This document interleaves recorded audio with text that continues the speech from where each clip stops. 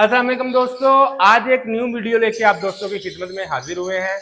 जैसा कि बहुत से न्यू फैंसियर शायद इस चीज़ को ना जानते हों कि बर्ड के शोज या बर्ड के गेट टुगेदर मतलब वो जगह जहाँ पे तमाम फैंसियर या सीनियर हजरात मुस्तकबिल की लाया अमल की तैयारी या बर्ड के शोज किस तरह से पाया तकमील तक पहुंचाते हैं। तो आज की वीडियो आप दोस्तों को गाइड किया जाएगा कि बर्ड के शोज किस तरह से मुनक्कद होते हैं, उसको किस तरह से ये लोग डिज़ाइन करते हैं, किस तरह से मुकम्मल करते हैं। तो चलिए आज की वीडियो में आप दोस्तों को दिखाते हैं बर्ड का एक ऐसा शो जो लाहौर में मुनक्कद हुआ है। हम भी उस शो में जाते हैं और आप दोस्तों को भी दिखाते हैं और शेयर करते हैं कि बर्ड हॉबी में शोज किस तरह से सर अंजाम पाते हैं। अगर आप हमारे चैनल पर न्यू हैं तो चैनल को लाइक और सब्सक्राइब लाजमी कीजिएगा।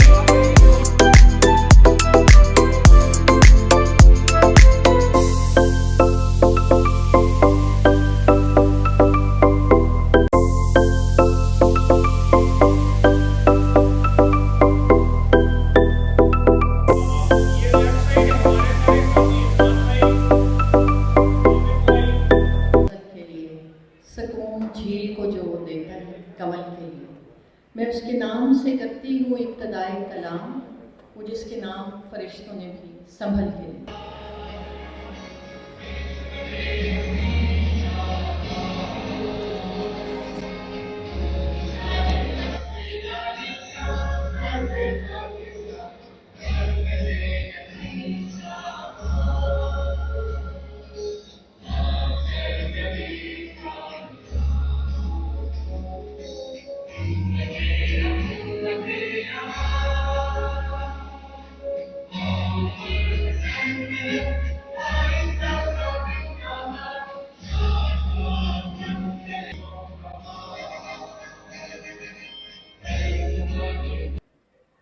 जैसा कि आप सब जानते हैं कि हम सब के यहाँ इकट्ठा होने का एक ही मकसद है, एक ही वजह है, और वो लव बर्ड्स हैं या एग्जॉटिक बर्ड्स हैं या तमाम बर्ड्स, परोमनी तमाम स्पीशीज हैं।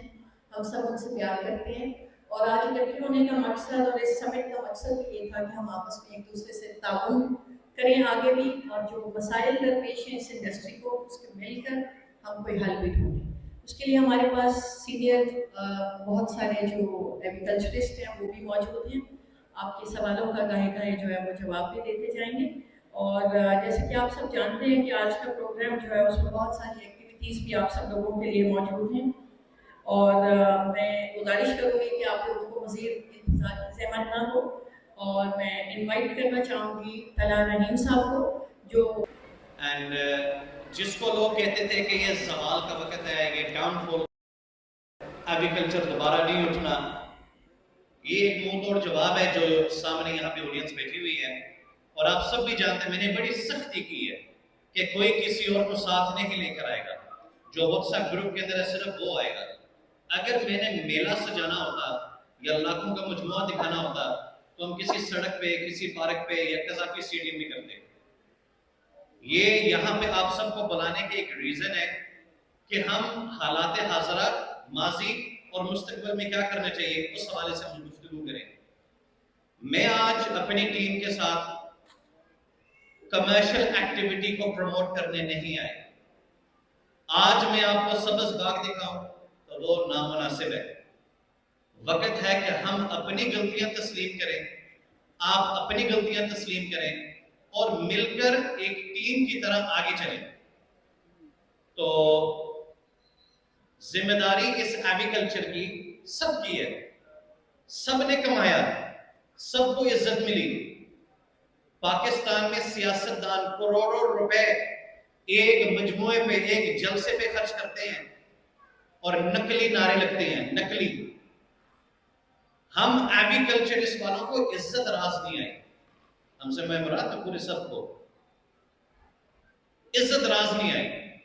आप किसी शोरूम पे जाकर 2 करोड़ रुपए की गाड़ी खरीदो, वो बंदा आपको सलूटे नहीं मारता, वो आपको घर की दावत नहीं देता, वो कहते हैं कस्टमर है 2 करोड़ रुपए खर्च करके वापस चला गया।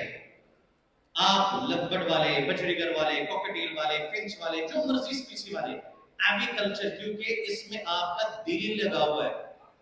ये परिंदों को पालना ये नेचर के करीब करता है, इसका दिल लगा होता है। तो हवा के साथ तो हर कोई चल लेता है। हवा चल रही है जनाब, सबके बर्ड बिक रहे हैं, सब बंदे आगे बैठ रहे हैं अपने मकसद के लिए, अपने कस्टमर्स के लिए। ये करना आसान होता है, लेकिन एक ऐसा वक्त जब मुश्किल टाइम होता है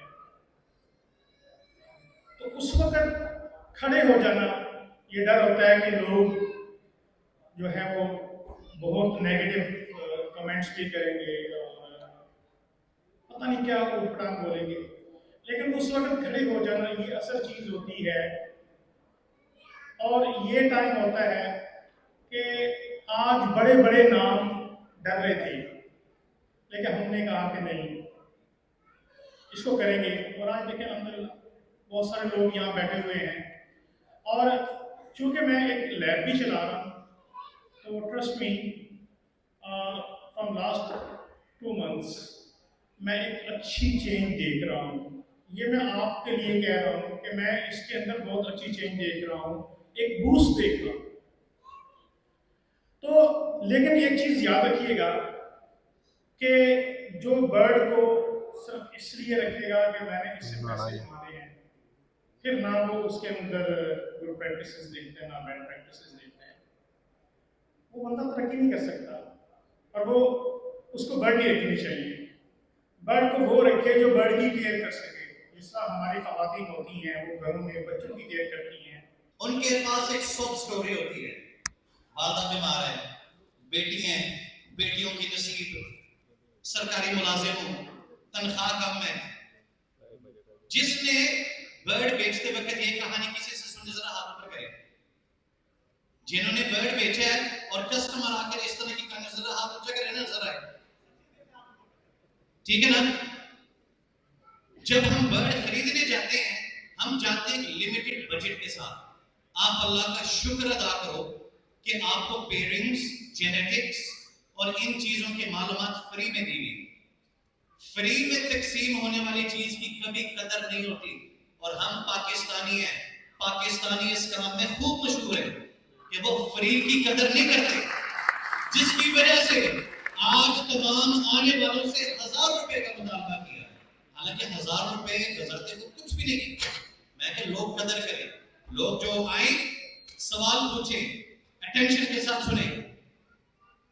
एक बेस लेवल होता है, चाहे यूट्यूब पे चैलेंजेस, भाई को सलाम, तालियां बजाने वाले को, चाहे फेसबुक पे, चाहे यूट्यूब पे, और चेक करें कि सबसे पहली वीडियो अल्बाइनो क्रिमिनो डेकिनो की कब लगी। मैं आपको बताता हूं, जिस वक्त सैम गिब्स पाकिस्तान का सबसे पहले शो पूरा करने आए LSP का, और ये है बात तकरीबन 2015। पिज्जा बना के आया हूँ अपने बच्चों के लिए। संडे पिज्जा पक्का 10 मिनट दिखानी पड़ेगी आज।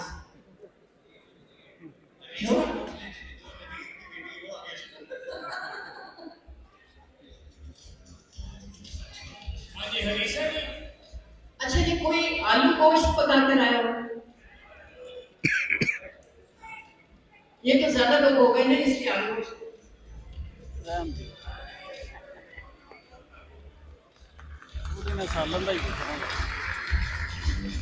ये हमारे साथी भाई जो हैं 7 घंटे की मुसाफिर तय करके हमारे साथ यहाँ शामिल हुए। आपको बहुत बहुत शुक्रिया तशरीफ आने का।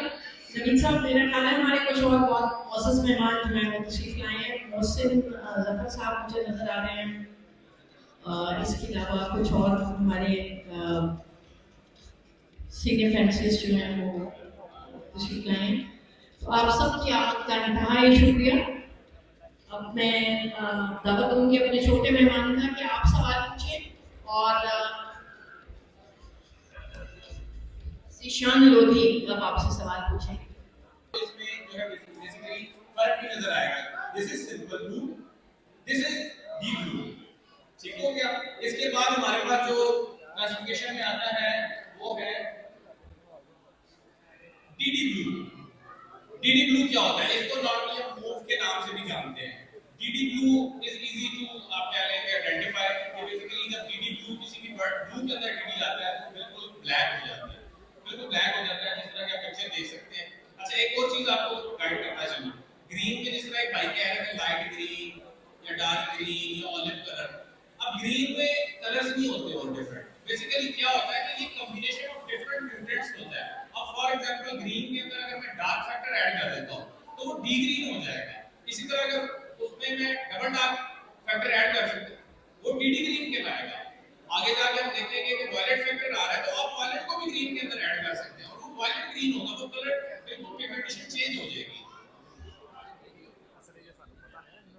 एक छोटी सी अनाउंसमेंट जी आपसे, हमने सारों से, ये आपके पास स्लिप्स,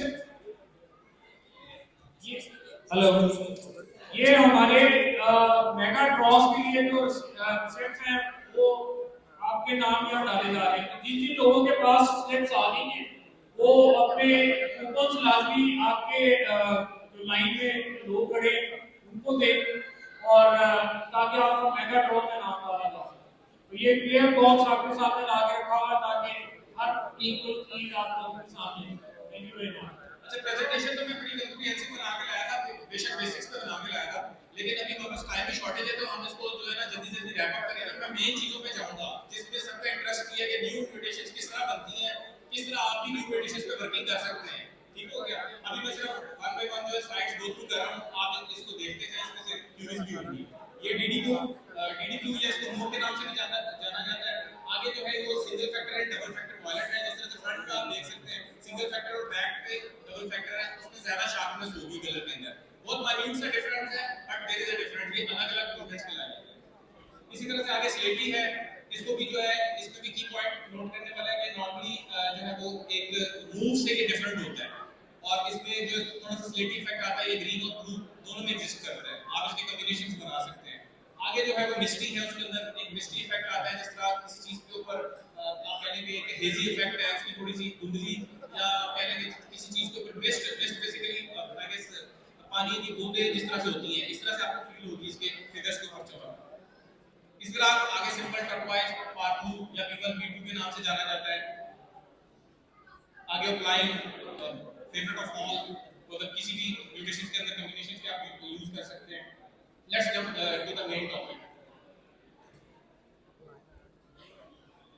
टाइम की शॉर्टेज है जरा, इस वजह से हम स्किप कर रहे हैं चीजें।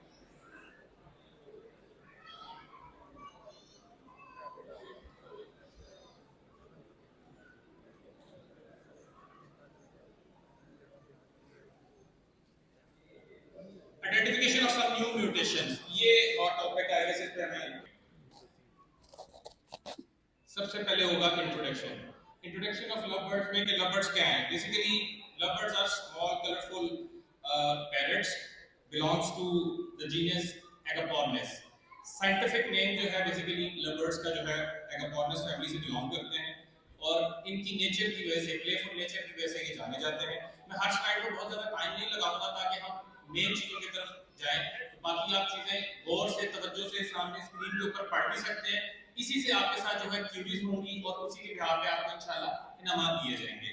नॉर्मल लवबर्ड्स जो है वो 5 to 7 इंचेस जो है इस साइज में आप कह लेंगे नेचर में पाए जाते हैं। कैप्टिविटी में यूजुअली बिगर साइज होते हैं, लेकिन अगर आप नेचर की बात करें तो उसमें अप्रोक्सीमेटली 5.5 to 6 इंचेस इनका नॉर्मल जो है साइज होता है। अगर इनके सोशल एंड बिहेवियर ट्रेट्स की बात करें तो ये हाईली सोशल होते हैं। अगर कोई लवबर्ड को टेम करना चाहे तो they can time, they can not talk, ये बोल नहीं सकते, बातें नहीं कर सकते, लेकिन इनके साथ एफिलिएशन बढ़ाई जा सकती है और बहुत सारे लोग इनको टेम पर्पस के लिए भी यूज करते हैं। नेक्स्ट जो है बेसिकली यहाँ पे बेसिकली लवबर्ड, जिस तरह मैंने आपको बताया कि एगापोर्निस साइंटिफिक नेम है, मेन स्पीशीज है। आगे फर्दर उसकी बहुत सारी स्पीशीज हैं, जिसमें ये सारी स्पीशीज जो है लिस्ट डाउन है, उसमें आप देख सकते हैं उनके सारे नाम लिखे हुए हैं। रोजी फेस लवबर्ड है, फिशर लवबर्ड्स हैं, मास्क लवबर्ड्स हैं, गिरियंस हैं, ब्लैक चीक्स हैं। इसी तरह आगे उनके साइंटिफिक नेम्स भी लिखे हुए हैं कि एगापोर्निस रोजिकोली, एगापोर्निस फिशरी। काइंडली आप इसको गौर से देखें क्योंकि इन्हीं में से आपके साथ जो है क्यूरीज होंगी इंशाल्लाह, और उसके ब्याह पे आपको जो है नाम दिए जाएंगे। आगे फर्दर कुछ नोट्स लिखे हुए हैं, जर्नल नोट्स लिखे हुए हैं, और उनका नेटिव रीजन मेंशन है। इसको भी आपने गौर से देखना है। जिस तरह हम ज्यादातर जो जितने यहाँ पे ब्रीडर्स बैठे हुए हैं वो स्पेसिफिकली लवबर्ड फिशरीज जो हैं, जो कि एगापोर्निस फिशरीज के नाम से जाने जाते हैं, उसके ब्रीडर हैं। तो वो बेसिकली नॉर्थ तंजानिया जो है वहां के जो है नेटिव है। नेक्स्ट ये जितनी भी लवबर्ड्स के अंदर फर्दर स्पीशीज हैं उनकी जो है वो पिक्टोरियल जो है प्रेजेंटेशन है। इसमें सबसे पहले जो है आपके पास रोजिकोलीज नजर आ रहे हैं, उसके बाद फिशरीज है, देन मास्क लवबर्ड्स हैं, लिनियंस है, और इसमें one of the most rare lovebirds की जो कहने की स्पीशी है वो बेसिकली ब्लैक कॉलर्ड के नाम से जानी जाती है, जो सेकंड रो में आपको सेंटर में बड़ा परिंदा नजर आ रहा है। ये आपको कहीं पे पूरे पाकिस्तान में शायद एक भी नहीं नजर आएगा। इनफैक्ट अराउंड द वर्ल्ड जो एवरीज के अंदर या ब्रीडर्स के पास भी बर्ड नहीं है, बिकॉज इसको कैप्टिविटी में रखना और ब्रीड करवाना इज वेरी डिफिकल्ट। अगर मतलब डिफरेंट कंट्री से लोगों ने कोशिश की भी है तो इसको ब्रीड नहीं करवा पाएगा या सर्वाइव नहीं कर पाएगा। इसके बाद जो नेक्स्ट हमारा है, हम बेसिकली एगापोर्निस फिशरीज के अंदर रहते हुए जो म्यूटेशंस हैं और उनकी क्लासिफिकेशंस किस तरह से जनरली करेंगे, ये जो है जानेंगे। सबसे पहले हम देखेंगे कि म्यूटेशन होती क्या है। म्यूटेशन बेसिकली कोई भी जेनेटिक चेंज, कोई भी अल्टरेशन बर्ड के अंदर, चाहे वो कलर्स के हवाले से है, चाहे वो पैटर्न्स के हवाले से है, उसको जो है वो नेचुरली भी अगर हो सकती है, एंड ऑन सम टाइम्स जो है स्पेसिफिक एक सिलेक्टिव ब्रीडिंग के थ्रू जो है आप कह लें कि एवरीज के अंदर भी होती है, तो वो म्यूटेशन कहलाती है। ये बड़ी जेनेरिक में जो है डेफिनेशन बता रहा हूं। आगे जाके कुछ कह लें कि स्पेसिफिक आप कह लें क्लासिफिकेशन होती है जिसके बिहाफ पे फिर वो कोई भी बर्ड जो है न्यू वो म्यूटेशन डिक्लेयर होता है।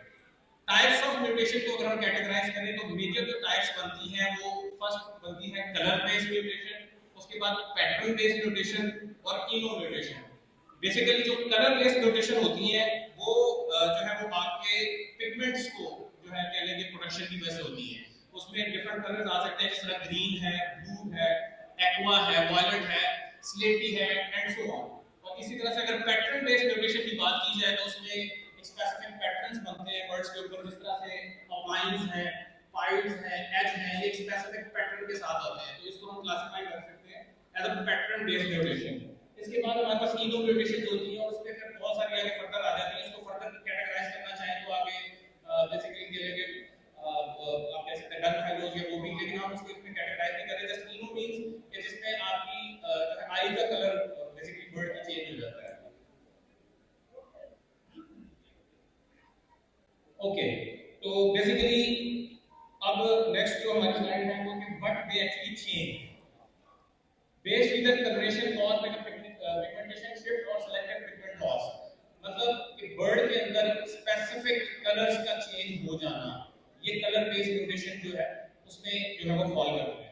और उसमें फिर एग्जांपल्स भी नीचे हैं कि ग्रीन है, ब्लू है, व्हाइट, जैसे कि मैं पहले बता चुका हूं, इसमें ज्यादा नाम नहीं लगाएंगे, बहुत बेसिक चीजें हैं ज्यादातर लोगों को ऑलरेडी पता होंगी। नेक्स्ट जो है कि पैटर्न बेस्ड म्यूटेशन जो है ये बेसिकली क्या करते हैं, distribution and density of melanin affecting marking and wings body pattern. मतलब अगर किसी भी बर्ड के बॉडी में पैटर्न चेंज होते हैं, फॉर एग्जांपल जिस तरह से ऑफलाइन के अंदर एक स्पेसिफिक पैटर्न बन जाता है, फिर स्केल मार्किंग आ जाती है, तो वो बेसिकली इस कैटेगरी के अंदर जो है वो फॉल करती है। आगे इनो म्यूटेशंस है, जैसे मैंने पहले बताया था, इसमें कंप्लीट और near complete removal of melanin होता है, causing bright yellow white birds और रेड और रूबी आई। जैसे कि आपको पता है इनो म्यूटेशंस है, लुटिनो है, अगर आप ग्रीन सीरीज में देखें, ब्लू सीरीज में इनो है, या पार्पल सीरीज में क्रीमिनोस है, तो बेसिकली इनो क्लासिफिकेशन के अंदर आती है।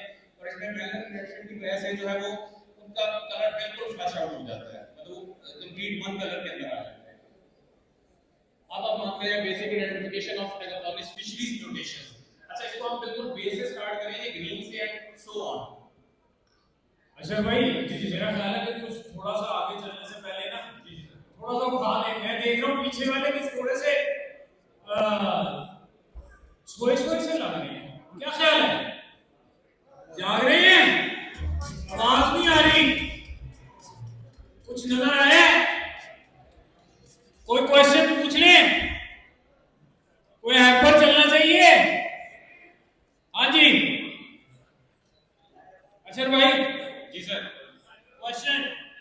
क्वेश्चन मैंने करना सर